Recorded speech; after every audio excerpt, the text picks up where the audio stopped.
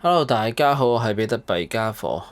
咁上一集呢，講到當面對一啲顛覆性嘅新發明嘅時候呢，如果我哋只係單靠舊有嘅經驗去理解呢，係絕對唔足夠嘅。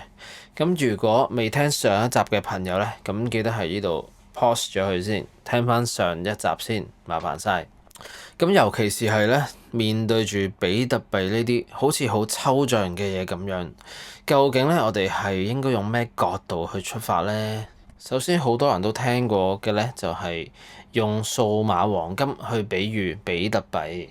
咁其實呢個比喻係幾好嘅，因為黃金咧俾人一種感覺係好穩重啊，好多年歷史啊，好信得過嘅一種金錢。而且好緊要嘅一樣嘢咧，就係佢儲存到價值。咁但係咧，無論幾好嘅比喻都好咧，佢始終咧都只係一個比喻，而且咧係唔完美嘅。再加上咧，其實比特幣同黃金咧都有好多好唔同嘅地方，所以咧，與其去問到底佢似乜嘢咧，我哋其實應該去問咧，其實佢係啲乜嘢嚟嘅。我自己覺得最有效嘅一個方法咧，就係由最根本、最原始人類社會基本上係唔會點改變、唔會過時嘅一啲原則同埋邏輯去開始。而呢個咧就正正係第一原則嘅思維模式。咁今日咧，小弟咧就揀咗10個自己覺得好重要嘅第一原則，去作為嘗試理解比特幣嘅一啲基礎概念或者係世界觀咁樣。OK，咁事不宜遲啦。第一個原則咧就係價值嘅判斷咧係主觀嘅，即係話咧唔同嘅人咧，甚至可以話係同一個人咧，佢喺唔同嘅情況下咧所重視嘅嘢咧係會唔同嘅。簡單嚟講咧，就譬如一樽水，對於咧而家喺屋企坐喺度揞揞腳睇住電腦嘅你嚟講咧，又或者喺沙漠裏邊3日冇水飲嘅你嚟講咧，係有好大分別嘅。所以我哋唔好覺得呢樣嘢一係就有價值，一係就冇價值。同埋呢個世界咧係冇內在價值呢樣嘢嘅。咁詳細咧就睇翻我講內在價值嗰條片啦。OK，第二個第一原則咧就係咧，歷史咧係唔可以改寫。咁如果歷史係可以翻轉頭嘅話咧，就冇人去認真對待因果嘅關係，就好似打機輸咗就撳個掣就可以 restart 咁樣冇後果。咁我哋只會當佢係一個遊戲，但係比特幣嘅設計咧係每一單交易咧，都係永遠咧唔可以篡改嘅，而且係公開透明嘅。咁所以呢一本帳簿咧，呢一個金錢系統咧，先值得受我哋尊重。第三個第一原則咧，就係私有財產權咧係應該受保障。你屋企嘅雪櫃咧係屬於你嘅，唔應該有人話搬走就搬走。你嘅錢咧，亦都係應該係屬於你嘅，唔應該銀行話凍結就凍結。借俾其他人就借俾其他人，但係喺比特幣嘅世界咧，只要我哋好好 keep 起自己條鎖匙咧，我哋咧就可以好有信心咁樣掌控翻自己嘅財富啦。咁點解私有財產權係咁重要咧？因為如果唔係嘅話咧，代表我哋可以偷竊咯。所以咧就帶落下一個 point 啦。第四個第一原則咧就係你唔可以偷竊。用刀打劫咧係搶劫，但係喺你唔知情嘅情況下攞走你個銀包咧係偷竊。咁呢兩樣大家都知啦。咁但係好多人唔知道嘅係咧，印銀紙去稀釋人民嘅購買力咧，其實都係一種偷竊。當上面嘅人去印銀紙嘅時候咧，我哋嗰個戶口個數字咧係冇少到，但係我哋買到嘅嘢咧就越嚟越少。所以當偷竊係合法化嘅時候咧，我哋呢個文明咧，好難再去進步落去啊！因為只會越嚟越少嘅人咧，去有呢個誘因去貢獻社會，因為佢哋只要靠近印鈔機，靠近有權力嘅人，就可以出人頭地，壟斷資源。而喺比特幣嘅世界咧，係唔容許人哋咧亂印銀紙呢樣嘢嘅。每一粒比特幣，每一粒聰都係需要咧去實質嘅電力咧，去換取翻嚟嘅，係唔可以偷，唔可以印。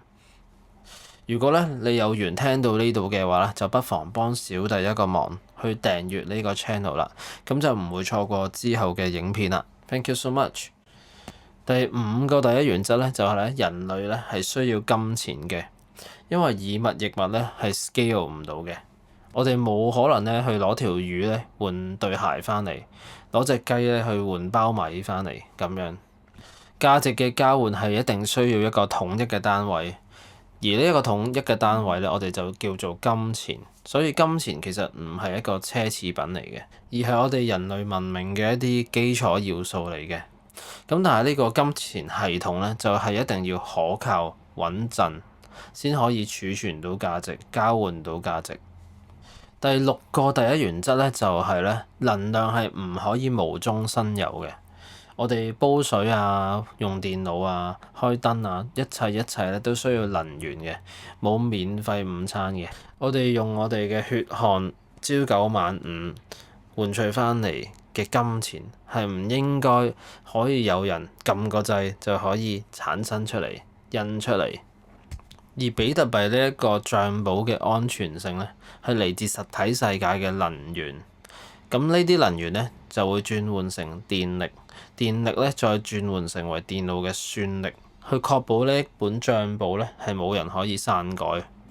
第七個第一原則咧就係權力被集中咧，最終咧係會被濫用嘅。美國政府而家嘅負債咧已經係超過38萬億。38萬億即係咩概念啊？我哋呢度最緊要知道嘅嘢咧，唔係呢樣嘢，而係咧佢頭嗰1萬億咧係用咗200年嘅時間。咁即係話之後嗰幾十年時間咧，就再增加多37萬億。即係話而家嗰個金錢系統，佢偷竊我哋呢啲人民嘅勞動力嗰個程度咧，唔係 linear 嘅，係 exponential 咁樣上去嘅。所以造成貧富懸殊越嚟越嚴重，而更加重要嘅係咧，呢個 system 咧係唔 sustainable 嘅。咁而喺比特幣嘅世界咧，佢唔係透過負債嘅一種金錢系統嘅，所以冇人可以控制嗰個供應，亦都冇人可以改變遊戲規則。第八個第一原則咧，就係所有嘅法律背後咧都係需要執行力嘅。幾多立法都好，立啲咩法都好，其實係需要人去執行嘅。尤其是係喺而家呢一個偷竊合法化嘅年代，我哋應該透過教育咧，令到多啲人咧知道，其實通脹係一種偷竊嚟嘅。雖然呢一種偷竊係合法，但係唔代表佢係啱嘅。另外我想講嘅咧，就係喺比特幣嘅世界咧，雖然咧我哋係信邏輯同埋數學多啲，但係最終去 run 呢啲程式嘅咧都係人嚟嘅，所以喺比特幣嘅世界咧，呢啲文化咧同埋道德標準咧都係好重要嘅。我哋係唔應該輕易俾一啲文化咧腐敗落去。去到第九個第一原則咧，就係稀缺性嘅嘢咧先會長期有價值嘅。咁海水同埋空氣咧，我哋隨手可得，所以咧冇人會用呢啲嘢咧作為儲存價值嘅工具。我哋而家呢一個金錢系統咧，啲錢係可以無限咁印出嚟嘅，咁所以佢嘅價值咧，亦都係會無限咁樣被稀釋落去嘅。咁喺比特幣嘅世界咧，佢係有一個供應上限嘅，就係2100萬粒比特幣，佢係固定嘅，冇人可以改嘅。所以佢長遠嗰個價值係唔會被稀釋嘅。最後一個想講嘅第一原則咧，就係唔做選擇咧，其實都係一種選擇嚟嘅。我哋唔去行一條新嘅路咧，就等於繼續去行舊嗰條路，睇住自己儲存嘅價值每年俾通脹咁樣侵蝕，俾政策咁樣影響，俾銀行控制，而自己唔知道，係幾咁可悲咧？我哋唔需要等人去救，我哋可以自己救自己。今日嘅結論就係咧，嘗試理解比特幣咧，就唔應該單單係透過舊有嘅經驗啦，或者一啲比喻去了解嘅，亦都更加唔應該用一個股票嘅角度去入手。